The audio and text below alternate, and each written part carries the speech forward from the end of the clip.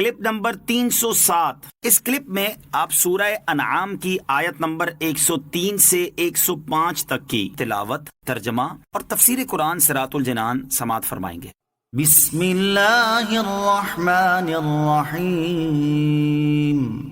ترجمہ، اللہ کے نام سے شروع جو نہایت مہربان رحمت والا ہے۔ لا تدركه الابصار وهو يدرك الابصار وهو اللطيف الخبير۔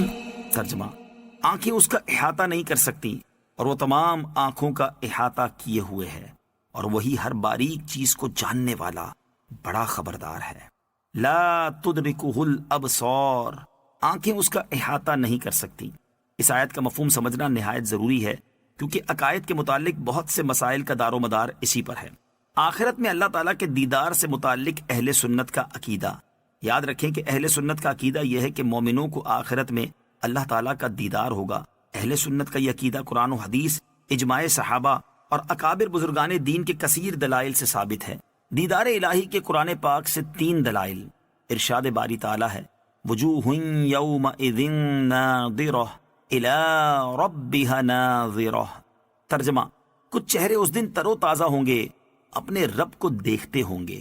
اللہ عز و جل نے ارشاد فرمایا، للذین احسنوا الحسنی وزیادہ۔ ترجمہ، بھلائی والوں کے لیے بھلائی ہے اور اس سے بھی زائد۔ سیاستہ کی بہت حدیثیں یہ ثابت کرتی ہیں کہ اس آیت میں زیادت سے دیدار الہی مراد ہے۔ نمبر 3، حضرت موسیٰ علیہ السلام نے اللہ عز و جل کی بارگاہ میں عرض کی، ربی ارینی انظر الیک، اے میرے رب مجھے اپنا دیدار دکھا کہ میں تجھے دیکھوں۔ اس پر انہیں جواب ملا، لن ترانی، تو مجھے ہرگز نہ دیکھ سکے گا۔ اس آیت مبارکہ میں اللہ تعالیٰ نے یہ نہیں فرمایا کہ میرا دیدار ناممکن ہے، کیونکہ حضرت موسیٰ علیہ السلام عارف باللہ ہیں۔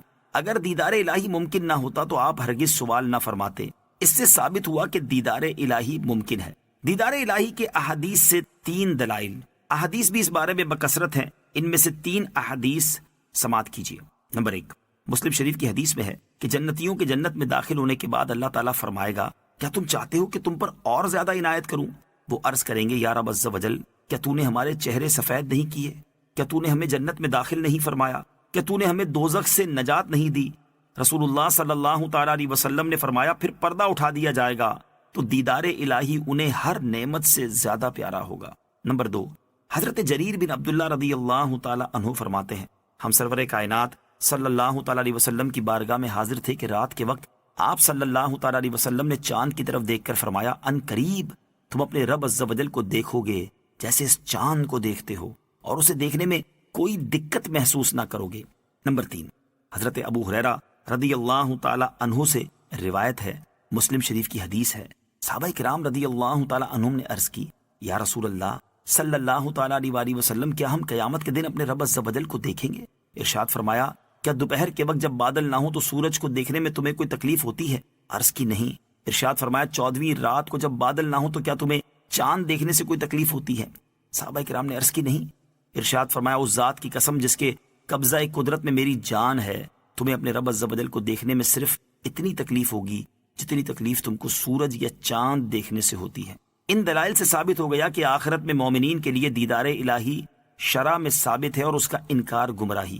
گمراہ لوگ اس آیت کے ذریعے اللہ عز و جل کے دیدار کا انکار کرتے ہیں۔ ہم یہاں آیت کا مفہوم بیان کرتے ہیں، اس سے سارا معاملہ واضح ہو جائے گا۔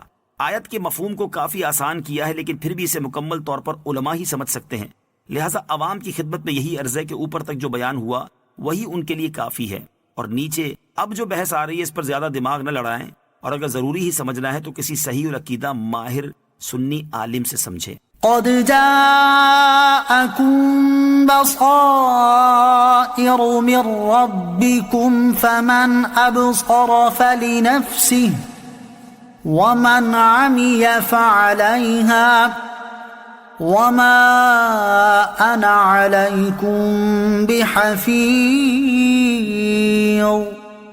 ترجمہ، بے شک تمہارے پاس تمہارے رب کی طرف سے آنکھیں کھولنے والی دلیلیں آ گئیں، تو جس نے انہیں دیکھ لیا تو اپنے فائدے کے لیے ہی کیا، اور جو دیکھنے سے اندھا رہا تو یہ بھی اسی پر ہے، اور میں تم پر نگہبان نہیں۔ قد جاءکم، بے شک تمہارے پاس آ گئیں، یعنی اے حبیب صلی اللہ تعالیٰ علیہ وسلم آپ لوگوں سے فرما دیں کہ تمہارے پاس تمہارے رب عز و جل کی طرف سے توحید، نبوت، مرنے کے بعد دوبارہ زندہ کیے جانے اور حساب و جزا سے متعلق دل کی آنکھیں کھول دینے والی دلیلیں آ گئیں. تو جس نے دل کی آنکھ سے حق کو دیکھا اور اس پر ایمان لے آیا تو اس میں اس کا اپنا فائدہ ہے، اور جو حق ظاہر ہونے کے باوجود اسے دیکھنے سے اندھا رہا اور اس پر ایمان نہ لایا تو اس میں نقصان بھی اس کا اپنا ہے. اور میں تم پر نگہبان نہیں کہ تمہارے اعمال اور افعال کی نگہبانی کرتا پھروں، بلکہ میں تمہاری طرف تمہارے رب عز و جل کا رسول ہوں تاکہ اس کا پیغام تم تک پہنچا دوں. جبکہ اللہ تعالیٰ تم پر نگہبان ہے، اس سے تمہارے اعمال اور احوال میں سے کچھ بھی چھپا ہوا نہیں ہے، اور وہی تمہیں تمہارے اعمال کی جزا دے گا. وَكَذَلِكَ نُصَرِّفُ الْآيَاتِ وَلِيَقُولُوا دَرَسْتَ وَلِنُبَيِّنَهُ لِقَوْمٍ يَعْلَمُونَ. ترجمہ: اور ہم اسی طرح بار بار آیتیں بیان کرتے ہیں، اور اس لیے تاکہ کافر بول اٹھیں کہ تم نے پڑھ لیا ہے، اور اس لیے تاکہ ہم اسے علم والوں کے لیے واضح کر دیں.